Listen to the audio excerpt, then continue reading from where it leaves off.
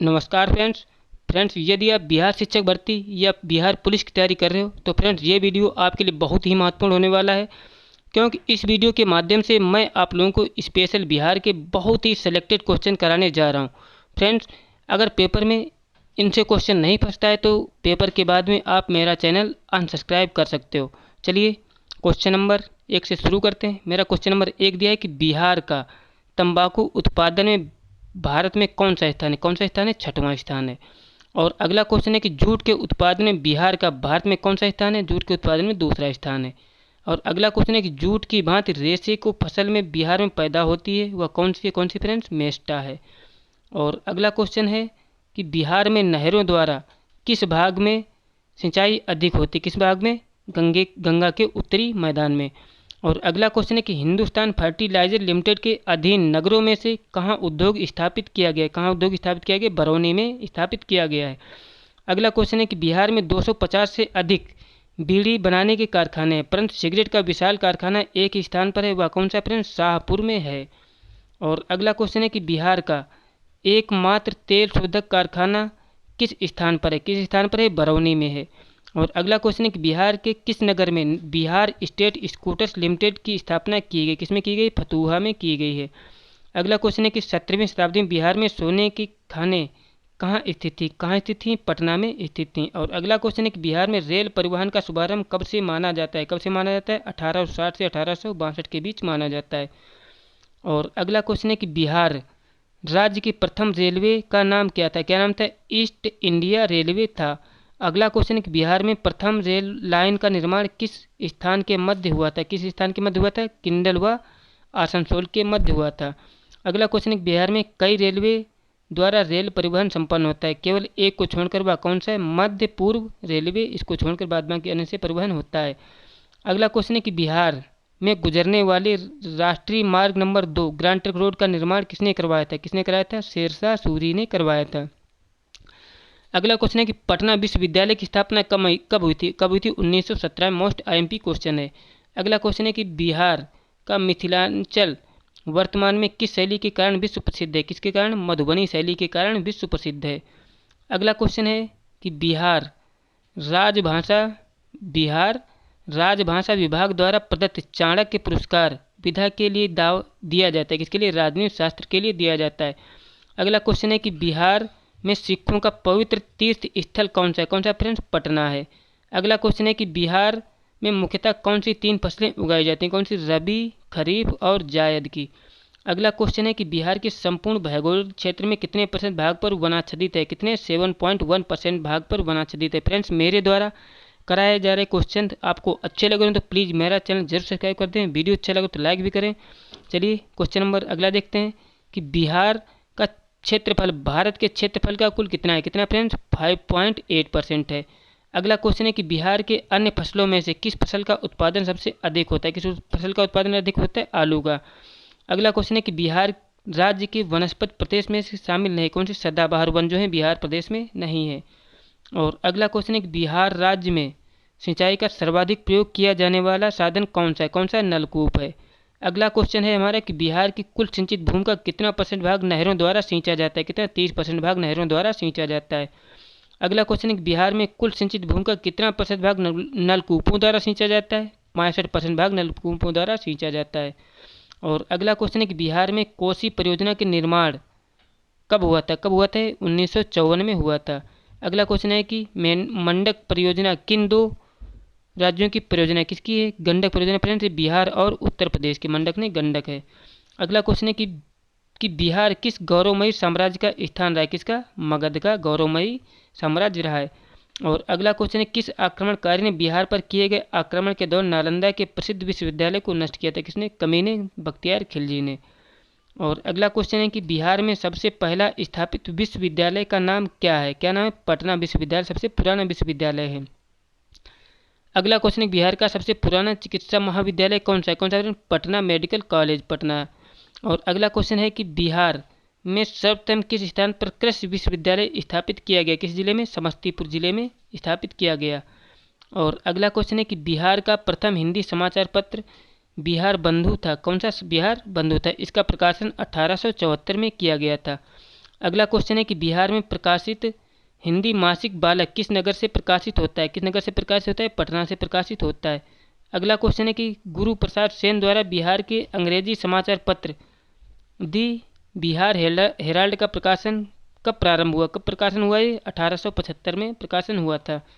और अगला क्वेश्चन है कि बिहार राज्य में किस बैंक की स्थापना सर्वप्रथम हुई थी? किस बैंक की स्थापना हुई थी? इलाहाबाद बैंक की स्थापना सर्वप्रथम हुई थी। और अगला क्वेश्चन है कि 2011 की जनगणना के अनुसार किस जिले की जनसंख्या सबसे अधिक है? किस जिले की? पटना जिले की जनसंख्या सबसे अधिक है। अगला क्वेश्चन है बिहार राज्य में किस बैंक की सर्वाधिक शाखाएं? किस बैंक की? भारतीय स्टेट बैंक की शाखाएं सर्वाधिक हैं बिहार राज्य में। फ्रेंड्स, मेरे द्वारा कराए गए क्वेश्चन आपको अच्छे लगे तो प्लीज़ मेरा चैनल जरूर सब्सक्राइब कर दें। और अगला क्वेश्चन है कि प्राचीन काल में बिहार का मगध देश के नाम से जाना जाता है। आप लोग पता है प्राचीन काल में बिहार को मगध देश के नाम से जाना जाता था। अगला क्वेश्चन है कि भगवान बुद्ध को बिहार का बोधगया नामक स्थान पर प्राप्त हुआ था। किस स्थान पर? बोधगया नामक स्थान पर। और बिहार में सबसे प्रसिद्ध विदेशी यात्री मेगास्थनीज था। बिहार का सबसे प्रसिद्ध विदेशी कौन था? यात्री मेगास्थनीज था। और अगला क्वेश्चन है कि बिहार का सर्वाधिक प्राचीन संग्रहालय पटना संग्रहालय की स्थापना 1915 में हुई थी, जिसका उद्घाटन अप्रैल 1917 में बिहार उड़ीसा के गवर्नर एडवर्ड गेट ने किया था। और अगला है कि बिहार राजेंद्र प्रसाद की तैयार रूपरेखा के अनुसार बिहार में सर्वप्रथम चंपारण एवं सारण में 6 अप्रैल 1930 से नमक सत्याग्रह की शुरुआत की गई थी। ये फ्रेंड्स पेपर के लिए इम्पोर्टेंट फैक्ट्स हैं। और अगला है कि बिहार की मुख्य चित्रकला शैलियों मधुबनी पेंटिंग, पटना कमल शैली और मंजूषा चित्रकला शैली सर्वाधिक उल्लेखनीय है बिहार में। और अगला है कि पटना उच्च न्यायालय का प्रथम भारतीय मुख्य न्यायाधीश कौन था? सर सैयद फजल थे पटना उच्च न्यायालय के पहले भारतीय मुख्य न्यायाधीश। और अगला हमारा दिया है कि मैथिली भाषा किस जिले की मुख्य भाषा है? किसकी? दरभंगा की मैथिली भाषा। और अगला है कि मगधी भाषा किन किन राज्यों में बोली जाती है? किसमें? गया और पटना में बोली जाती है मगधी भाषा। और अगला देख बिहार में बोली जाने वाली किस भाषा को संविधान की 8वीं अनुसूची में शामिल किया गया? किस भाषा को? मैथिली भाषा को शामिल किया गया। महालया का बिहार में क्या तात्पर्य? क्या है? पितृपक्ष है महालया का बिहार में तात्पर्य। और अगला क्वेश्चन है कि बिहार का विश्व विख्यात पशु मेला कौन सा है? कौन सा फ्रेंड्स? सबको पता होगा, सोनपुर का मेला। और अगला है कि बैसाख पूर्णिमा के दिन बिहार में कौन सा पर्व मनाया जाता है? कौन सा? बुद्ध जयंती मनाया जाता है। और अगला है कि फाग राग का सृजन बिहार में किसने किया था? किसने किया था? महाराजा नवल किशोर सिंह ने किया था। किसका? फाग राग का सृजन। और अगला है कि बिहार में लगनी राग किस अवसर पर गाया जाता है? किस अवसर पर? विवाह के उत्सव पर मनाया जाता है। और अगला क्वेश्चन है कि बिहार के प्रख्यात गायक रजा शाह ने किस नए यंत्र का शुभारंभ किया था? किसका? ठाठ का शुभारंभ किया था। अगला क्वेश्चन है कि बिहार के पर्यटन स्थल पर गर्म जल के स्रोत हैं क्या है? कहाँ है फ्रेंड्स? राजगीर में। और अगला क्वेश्चन है हमारा कि अफगान बादशाह शेरशाह सूरी का मकबरा बिहार के किस स्थान पर है? किस स्थान पर है? सासाराम में है। और अगला है कि 2001 से 11 के दशक में बिहार की जनसंख्या वृद्धि दर कितनी रही? कितनी? 25.40% रही है। और अगला है कि सर्वाधिक महिला साक्षरता वाला जिला कौन सा है? कौन सा? मुंगेर सर्वाधिक महिला साक्षरता वाला जिला है। और अगला क्वेश्चन है कि बिहार का सर्वाधिक जनसंख्या घनत्व वाला जिला कौन सा फ्रेंड? शिवहर जिला जो है सर्वाधिक जनसंख्या घनत्व वाला जिला है। और अगला क्वेश्चन है कि बिहार राज्य हथकरघा एवं हस्तशिल्प कला निगम की स्थापना कब हुई थी? कब हुई थी? 1974 में हुई थी। अगला क्वेश्चन है कि भारत का कौन सा प्रख्यात राष्ट्रीय राजमार्ग बिहार से होकर गुजरता है? कौन सा? ग्रैंड ट्रंक रोड होकर गुजरता है। और अगला है कि बिहार का ऐतिहासिक नाम मगध था और बिहार की राजधानी पटना पहले पाटलिपुत्र, कुसुमपुर, पुष्पपुर और अजीमाबाद के नाम से विख्यात थी। आप लोग पता होना चाहिए कि पटना के प्राचीन नाम क्या थे फ्रेंड? पाटलिपुत्र, कुसुमपुर, पुष्पपुर और अजीमाबाद। ये किसके नाम थे? ये फ्रेंड पटना के ही नाम थे। और अगला है कि बिहार राज्य में 9 प्रमंडल 38 मंडल जिला में बटा हुआ है, जिसमें जिलों की संख्या कितनी है फ्रेंड? जिलों की संख्या 101 है और प्रमंडल 101 अनुमंडल हैं और 534 प्रखंड हैं। 8,471 ग्राम पंचायतें हैं, 45,103 गाँव हैं। आप लोग पता नहीं प्रमंडल कितने हैं? 9 हैं। 38 जिले हैं और जिसमें क्या है 101 अनुमंडल हैं, 534 प्रखंड हैं, 8,447 ग्राम पंचायत और 45,103 गाँव हैं। और अगला है कि बिहार में प्रथम रेलवे लाइन का निर्माण मुगल सराय से कोलकाता के बीच हुआ था। ये भी क्वेश्चन बन सकता है कि बिहार की प्रथम रेलवे लाइन का निर्माण कहाँ से कहाँ तक है? मुगल सराय से कोलकाता तक है। अगला है कि बिहार राज्य का सबसे पुराना चीनी उद्योग है। जो बिहार का सबसे पुराना उद्योग कौन सा है? चीनी उद्योग है। अगला है कि संविधान की धारा 170 के तहत बिहार में विधानसभा का गठन किया गया, जो 1973 ईस्वी में स्वतंत्र रूप से अस्तित्व में आई। और अगला है कि बिहार की बोली को विद्वान E.M. फोस्टर ने बिहारी बोली कहा था। किसने? बिहार की बोली को E.M. फोस्टर ने बिहारी बोली कहा था। अब फ्रेंड प्राचीन इतिहास से संबंधित क्वेश्चन देखते हैं कि बिहार के मुंगेर एवं नालंदा जिलों में लगभग 1 लाख ईसा पूर्व में विकसित होने वाले आरंभिक पूरा पाषाण कालीन औजारों के अवशेष प्राप्त हुए। कहाँ? मुंगेर एवं नालंदा जिलों में। अगला फैक्ट है कि बिहार में ताम्र पाषाण काल का विस्तार सामान्यतः 2500 से 1500 ईसा पूर्व निर्धारित किया गया है। और अगला फैक्ट दिया है कि बिहार के संदर्भ में साहित्यिक स्रोतों से प्राप्त जानकारी शतपथ ब्राह्मण से मिलती है। और अगला फैक्ट है कि मगध का सर्वप्रथम उल्लेख अथर्ववेद में मिलता है। इस पर सर्वप्रथम हर्यक वंश ने शासन किया। इसकी राजधानी क्या थी? गिरिव्रज थी। और अगला फैक्ट है कि बिहार में प्लास्टिनोसीन काल के पत्थर बने हुए औजार मिले। बिहार में किसके? प्लास्टोसीन काल के पत्थर के औजार बने हुए मिले हैं। और अगला फैक्ट दिया है कि बिहार में विश्व के सबसे प्राचीन माने जाने वाले वेद कौन से? वेद संहिता है बिहार में सबसे प्राचीन माने जाने वाला वेद। और अगला है कि बिहार का प्राचीन इतिहास कई धर्मों से जुड़ा है। बिहार का सीतामढ़ी जिला अर्धांगिनी माता सीता का जन्म रहा है। बौद्ध धर्म बिहार के गया जिले में जुड़ा है। जैन धर्म के संस्थापक भगवान महावीर का जन्म बिहार के मौजूदा राजधानी पटना पाटलिपुत्र में हुआ था।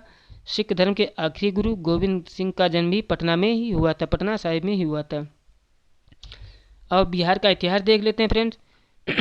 अगर शासन की बात करें तो अंग मगध वंशसंघ का शासन प्राचीन में रहा।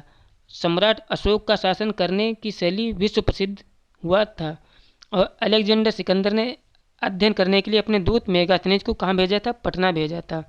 और अगला फैक्ट है कि प्राचीन काल में पाटलिपुत्र भारत की राजधानी था, जबकि राजगीर क्षेत्र मौर्यकालीन राजा बिंबिसार की राजधानी हुआ करता था। और अगला फैक्ट है कि जब दुनिया बाकी हिस्सों में लोग पढ़ना लिखना नहीं जानते थे, उस समय नालंदा बिहार में विश्वविद्यालय हुआ करता था, जिसके कुलपति कौन थे? आर्यभट्ट थे। आर्यभट्ट महान गणितज्ञ और खगोल के बड़े वैज्ञानिक थे। और अगला फैक्ट दिया है कि बिहार मध्यकाल में बिहार विदेशी शासकों का आक्रमण केंद्र बना हुआ था, जिस कारण बिहार के उस समय काफ़ी क्षति हुई थी। मुगल काल में भारत की राजधानी दिल्ली क्या थी? राजधानी दिल्ली थी। और उस समय लोकप्रिय शासक का नाम शेरशाह सूरी था। सासाराम जिले में शेरशाह सूरी का मकबरा भी बना है। और अगला है कि बिहार के बाद ब्रिटिश का शासन शुरू होता है। उस समय बिहार बंगाल राज्य का हिस्सा हुआ करता था, जिसका कंट्रोल कोलकाता से होता था। और अगला फैक्ट है कि 22 मार्च 1912 के बंगाल का विभाजन के बाद बिहार अलग राज्य बना।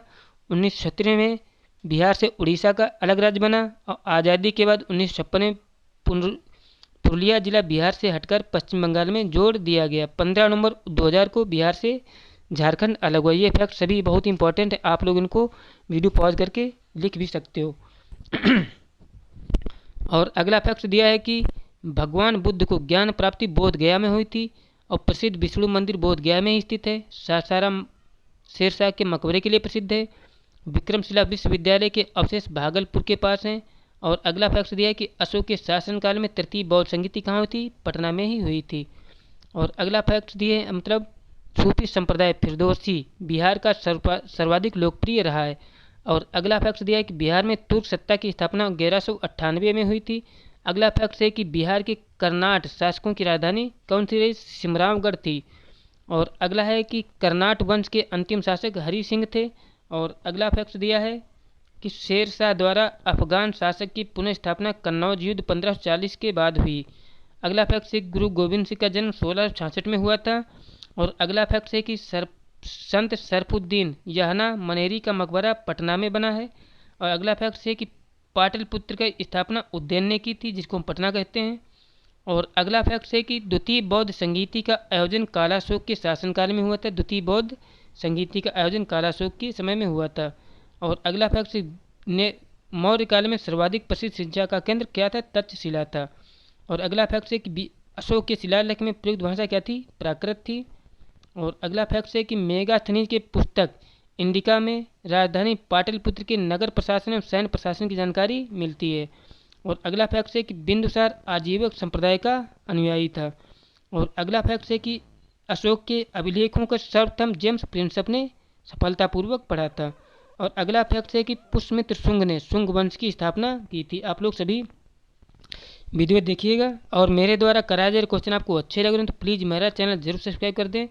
और अगला क्वेश्चन है कि आर्यभट्ट ने गुप्त काल में आर्यभट्टियम एवं सूर्य सिद्धांत दिया था। किसने? आर्यभट्ट ने गुप्त काल में कौन सा? आर्यभट्टियम और सूर्य सिद्धांत। मोस्ट इंपॉर्टेंट क्वेश्चन है, जरूर याद रखिएगा इनको। और अगला क्वेश्चन है कि स्कंद गुप्त ने हूणों को पराजित किया था। किसने? स्कंद गुप्त ने किसको पराजित किया था? हूणों को, सर्वप्रथम। और अगला है कि शेर शाह ने काबुलियत व पट्टा प्रथा की शुरुआत की थी। और अगला फैक्ट है भारतीय राष्ट्रीय कांग्रेस का 28वां अधिवेशन बांकीपुर में हुआ था। और अगला फैक्ट है मगध साम्राज्य के उत्कर्ष का प्रारंभ बिंबिसार के अधीन हुआ था। और अगला फैक्ट दिया है कि मेगास्थनीज को सेल्यूकस ने चंद्रगुप्त मौर्य के दरबार में भेजा था। किसने? मेगास्थनीज ने किसको भेजा? सेल्यूकस को चंद्रगुप्त मौर्य के दरबार में भेजा था। और अर्थशास्त्र के लेखक कौन थे? कौटिल्य थे। अगला फैक्ट है कि धर्मपाल ने विद्या का प्राश्रय देने के क्रम में विक्रमशिला विश्वविद्यालय की स्थापना की थी। किसने? धर्मपाल ने विक्रमशिला विश्वविद्यालय की स्थापना की थी। आप लोग याद रखिएगा। और अगला फैक्ट दिया है कि बिहार के सुप्रसिद्ध सूफी संत मखदूम साहब के पात्रों को एक संकलन मकतुबे सदी नाम से प्रसिद्ध है। सासाराम को शेरशाह का प्रशासनिक प्रयोगशाला कहा गया। मोस्ट इंपॉर्टेंट फैक्ट्स हैं फ्रेंड, फैक्ट के हिसाब से पढ़ रहे हैं और आप लोग उनको सुनते जाइए और आप लोगों को याद हो जाएगा। अगर एक बार में नहीं याद होता है तो आप लोग दोबारा वीडियो देख लिया करो, क्योंकि क्वेश्चन बहुत ही सिलेक्टेड हैं फ्रेंड्स। अगला क्वेश्चन है कि दाऊद खां कुर्रानी बिहार का अंतिम अफगान सुल्तान था। कौन? दाऊद खां कुर्रानी। और अगला फैक्ट दिया कि राजा सिताब राय बिहार का प्रथम नायाब नाजिम था। और अगला है कि बंगाल के नवाब मीर कासिम ने मुंगेर को अपनी राजधानी बनाया था। और अगला फैक्ट है कि गवर्नर जनरल लॉर्ड कॉर्नवालिस के समय बिहार का गोलघर का निर्माण हुआ था। और अगला फैक्ट दिया है कि बिहार सोशलिस्ट पार्टी की स्थापना जयप्रकाश नारायण ने 1931 में की थी। और अगला फैक्ट है कि बिहार में पटना उच्च न्यायालय की स्थापना कब हुई थी? 1916 में हुई थी। बिहार क्षेत्र की सर्वप्रथम चर्चा शतपथ ब्राह्मण में मिलती है, ये आप लोग याद रखिएगा। अगला है कि मजहरुल हक बिहार में होम रूल आंदोलन के संस्थापक थे। कौन? मजहरुल हक होम रूल आंदोलन के संस्थापक थे। कहाँ? बिहार में। और अगला फैक्ट दिया है कि मजहरुल हक को 1914 में कांग्रेस द्वारा इंग्लैंड भेजे गए शिष्टमंडल का सदस्य बनाया गया था। किसको? मजहरुल हक को 1914 में कांग्रेस द्वारा इंग्लैंड भेजे गए शिष्टमंडल के सदस्य बनाया गया था। और अगला फैक्ट दिया है कि 1919 में खिलाफत आंदोलन प्रारंभ हुआ था बिहार से ही। अगला फैक्ट दिया है कि 1920 में बिहार में असहयोग आंदोलन प्रारंभ हुआ था। अगला फैक्ट है कि राजेंद्र प्रसाद ने बिहारी छात्र परिषद का गठन किया था। किसका? बिहारी छात्र परिषद का गठन किया था। किसने? राजेंद्र प्रसाद ने। और अगला फैक्ट दिया है कि बिहार विद्यापीठ का उद्घाटन 6 फरवरी 1921 में हुआ था। और अगला फैक्ट है कि आर्यभट्ट का संबंध किस जिले से था? पाटलिपुत्र नगर से था। अगला है कि बख्तियार खिलजी ने बिहार में तुर्क शासन की स्थापना की थी। तुर्क शासन की स्थापना किसने की थी? बख्तियार खिलजी ने। कहाँ? बिहार में। और अगला क्वेश्चन है कि मोहम्मद नुहानी ने बिहार में नुहानी राज्य की स्थापना की थी। किसने? मोहम्मद नुहानी ने। अगला फैक्ट है कि 1917 में चंपारण में गांधी जी का बिहार में पहली बार आगमन हुआ था। कब हुआ था? 1917 में चंपारण सत्याग्रह के लिए बिहार में गांधी जी का आगमन हुआ था। और अगला फैक्ट है स्वामी सहजानंद किसान आंदोलन के नेता थे। अगर पूछा जाए सहजानंद कौन थे? किसान आंदोलन के नेता थे। अगला फैक्ट है कि 1912 में बिहार एक अलग प्रांत बनाया गया। और अगला फैक्ट है कि 1934 में बिहार व उड़ीसा का विभाजन हुआ था। कब? 1936 में बिहार व उड़ीसा का विभाजन हुआ था। और अगला फैक्ट है कि मोहम्मद यूनिस 1937 में गठन सरकार में भारत के प्रथम मुख्यमंत्री थे। कौन? मोहम्मद यूनिस। अगला है कि पीर अली ने पटना में 1857 में क्रांति का नेतृत्व किया था। किसने? पीर अली ने। और अगला फैक्ट है कि वहाबी नेताओं ने अहमदुल्ला को आजीवन कारावास की सज़ा मिली थी। वहाबी नेताओं में किसको? अहमदुल्ला को आजीवन कारावास की सज़ा मिली थी। और 1908 में मुजफ्फरपुर बम कांड में किंग्सफोर्ड की हत्या का प्रयास किया गया था। 1908 में मुजफ्फरपुर बम कांड में। बहुत ही सिलेक्टेड क्वेश्चन है। अगला है कि बिहार में स्वराज दल का गठन कब हुआ था? 1923 में हुआ था बिहार में स्वराज दल का गठन। और अगला फैक्ट दिया है कि 1929 में बिहार में किसान सभा का गठन किया गया था। अगर पूछा जाए बिहार में किसान सभा का गठन कब हुआ था? 1929 में हुआ था। और अगला कि स्वामी सहजानंद सरस्वती बिहार में किसान सभा के नेता थे। कौन? स्वामी सहजानंद सरस्वती बिहार में किसान सभा के नेता थे। अगला फैक्ट है कि भारत छोड़ो आंदोलन के क्रम में पटना गोली कांड 11 अगस्त 1942 को हुआ था। भारत छोड़ो आंदोलन के क्रम में पटना गोली कांड कब हुआ था? 11 अगस्त 1942 को। अगला फैक्ट है कि मध्यकाल में पटना का नवनिर्माता शेरशाह सूरी था। मध्यकाल में पटना का नवनिर्माता। और अगला फैक्ट है कि महावीर का जन्म स्थान कुंडग्राम में हुआ था। कहाँ हुआ था? कुंडग्राम में। अगला फैक्ट है कि सिख गुरुओं में सर्वप्रथम बिहार का भ्रमण गुरु नानक देव ने किया था। अगला फैक्ट है, अगर पूछा जाए सिख गुरुओं में सर्वप्रथम बिहार का भ्रमण किसने किया था? गुरु नानक देव ने किया था। और अगला फैक्ट है कि मुगल सम्राट शाह आलम द्वितीय ने ईस्ट इंडिया कंपनी को बंगाली, बिहारी व उड़ीसी की दीवानी का अधिकार प्रदान किया था। किसने? ईस्ट इंडिया कंपनी ने। और अगले फैक्ट दिए हमारे कि सैयद अहमद वहाबी आंदोलन का भारत में संस्थापक थे। कौन? सर सैयद अहमद खां वहाबी आंदोलन के भारत में संस्थापक थे। और अगला फैक्ट दिया कि मजहरुल हक ने सदाकत आश्रम 1920 में स्थापित किया था। अगला फैक्ट दिया है कि मगध की आरंभिक राजधानी क्या थी? राजगीर थी। अगला फैक्ट दिया है कि मगध साम्राज्य में कलिंग का सर्वप्रथम विलय महापद्म नंद ने किया था। मगध साम्राज्य में कलिंग का विलय। और अगला फैक्ट दिया है मध्यकालीन इतिहास से देख लेते हैं कि मगध का सर्वप्रथम उल्लेख अथर्ववेद में मिलता है। अभियान चिंतामणि के अनुसार मगध को कीकट कहा गया है। और अगला फैक्ट दिया है हमारा कि मगध बुद्धकालीन समय में शक्तिशाली राजतंत्रों में एक था। यह दक्षिणी बिहार में स्थित था, जो कालांतर में उत्तर भारत का सर्वाधिक शक्तिशाली महाजनपद बन गया था। और अगला फैक्ट दिया है कि महाजनपद की सीमा उत्तर में गंगा से, दक्षिण में विंध्य पर्वत तक, पूर्व में चंपा से, पश्चिम में सोन नदी तक विस्तृत था। और अगला फैक्ट दिया है हमारा कि मगध प्राचीन, क्या दिया है फ्रेंड्स? मगध की प्राचीन राजधानी राजगृह थी। यह 5 पहाड़ियों से घिरा नगर था। कालांतर में मगध की राजधानी पाटलिपुत्र में स्थापित हुई। मगध राज्य में तत्कालीन शक्तिशाली राज्य कौशल वर्ष अवंती को अपने जनपद में मिला लिया गया। इस प्रकार मगध का विस्तार अखंड भारत के रूप में हो गया। प्राचीन मगध का इतिहास में भारत का इतिहास बना। और अगले फैक्ट्स दिए हैं फ्रेंड्स, आप लोग देख सकते हो। फ्रेंड्स, मेरे द्वारा कराए गए क्वेश्चन रियल में यदि आपको अच्छे लगे तो प्लीज़ मेरा चैनल जरूर सब्सक्राइब कर दें। चैनल सब्सक्राइब करके ही आप मेरा सहयोग कर सकते हो। और अगर आप चैनल सब्सक्राइब करते हो तो मैं आप लोगों के लिए इसी तरीके के अच्छे से अच्छे वीडियो आप लोगों को प्रोवाइड कराता रहूँ, जिससे आप लोगों का एग्ज़ाम क्रैक हो जाए और आप लोगों के घर में भी खुशहाली छाए। जय हिंद, जय भारत।